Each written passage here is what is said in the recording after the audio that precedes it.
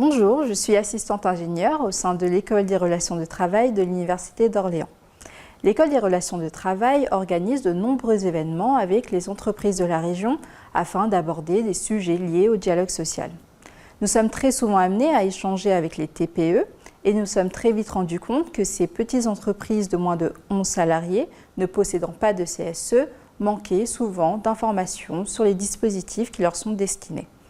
Parmi ces dispositifs, les CPRIA, Commission paritaire régionale interprofessionnelle de l'artisanat, restent encore méconnues alors qu'elles jouent un rôle essentiel dans l'accompagnement des employeurs et des salariés de l'artisanat. Ces commissions sont issues d'un accord historique signé le 12 décembre 2001 entre les 5 organisations syndicales de salariés et l'UPA devenue UDP en 2016. Les CPRIA réunissent des représentants des organisations patronales et syndicales et ont pour mission de soutenir, informer et améliorer le dialogue social dans le secteur. Elles abordent des sujets clés tels que les conditions de travail, la formation professionnelle ou encore l'égalité professionnelle.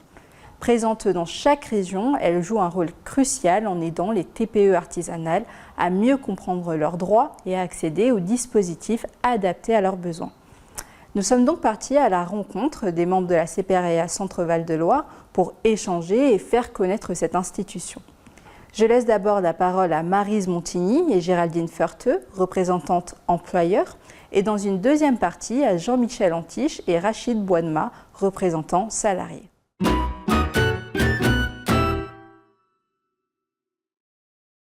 Dans une entreprise de moins de 10 salariés, en général, le dialogue social se fait un peu tous les jours, puisqu'on travaille tous ensemble, donc pendant la pause déjeuner, au quotidien, et puis de temps en temps, les entreprises s'organisent un petit peu, donc soit le soir, soit le matin avant de commencer le travail. Enfin, ça se fait d'une façon très simple, on n'a pas de CSE, il n'y a pas de formalisme bien identifié, voilà, pas de formalisme particulier.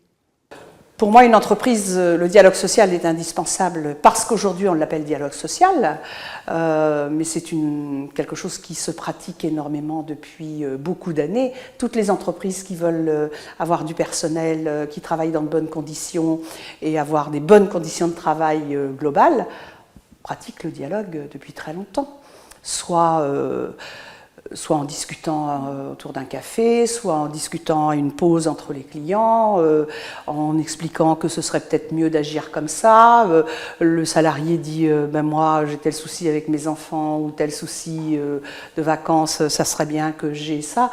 Et on discutait déjà, on mettait déjà des choses en place. Bon, maintenant ça s'appelle le dialogue social. Voilà, il y a des gens pour qui c'est indispensable. Mais pour qu'une entreprise fonctionne bien, de toute façon, il faut que ça existe.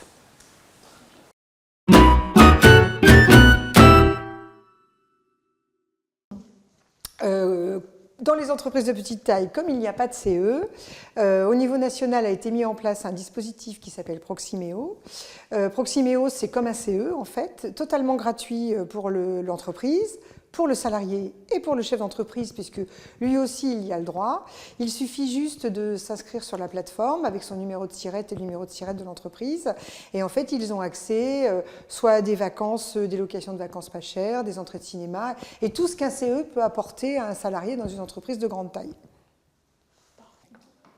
Alors, on a mis en place déjà depuis pas mal d'années le livret d'accueil, qui est un outil très utile et aussi, à mon avis, indispensable pour le chef d'entreprise, pour présenter son entreprise, pour expliquer tout ce qu'il doit communiquer à son personnel, et aussi pour le personnel, pour qu'il voit ce qu'il a le droit et ses devoirs, parce que c'est jamais dans un sens, c'est dans les deux.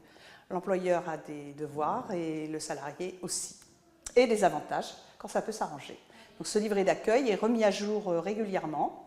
Il est soit papier, soit en ligne, et il a plein de choses.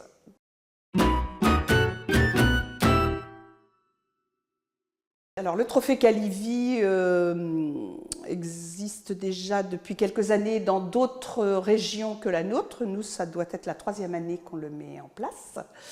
Il est en partenariat avec Harmonie Mutuelle l'ARACT aussi, si je ne dis pas de bêtises. Et le but, c'est de faire participer les entreprises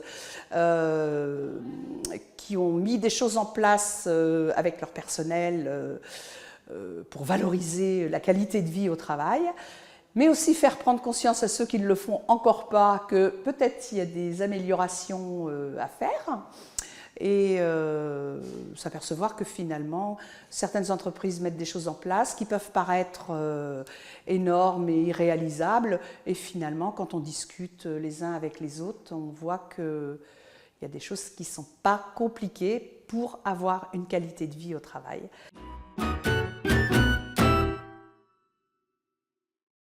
Nous avons aussi un projet de partenariat avec l'ARACT pour justement permettre la mise en situation des jeunes dans les entreprises artisanales, et puis faire aussi connaître à cette jeune génération qu'est-ce qu'une entreprise artisanale, sa taille, comment on y travaille et comment on peut s'intégrer dans une entreprise artisanale. Donc c'est un projet qu'on met en place avec l'ARACT qui est encore en cours de discussion.